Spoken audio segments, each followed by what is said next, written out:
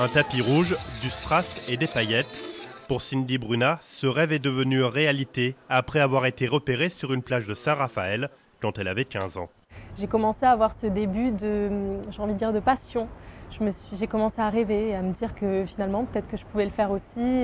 Et donc, j'ai demandé à ma mère clairement de quitter l'école et de venir m'installer à Paris. Mais elle m'a dit, il faut finir tes études et au moins passer ton bac. Donc, c'est ce que j'ai fait.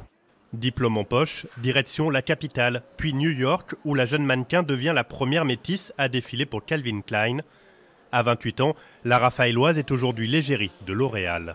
Me dire que je vais monter encore une fois ces magnifiques marches rouges aux côtés de L'Oréal Paris, pour moi c'est beaucoup de fierté. C'est chez moi, je sais que mes amis, mes copines vont me regarder, que ma maman va me regarder, que je vais aller passer le week-end chez ma mère à Saint-Raphaël et que voilà, c'est mon sud. Ce mardi soir, elle a foulé le tapis rouge pour assister au film d'ouverture avec Johnny Depp. Alors forcément, on a voulu l'interroger sur le retour sur grand écran de l'acteur américain, elle qui défend la cause des femmes victimes de violences conjugales. Le cas isolé finalement de ce qui a pu être jugé en tant que violence mutuelle, c'est un cas isolé. Je ne voudrais pas qu'on utilise ça pour desservir la cause des femmes, la cause des violences conjugales. Et il est important vraiment de rappeler qu'une femme est tuée tous les 3 jours en France sous les coups de son conjoint ou ex-conjoint.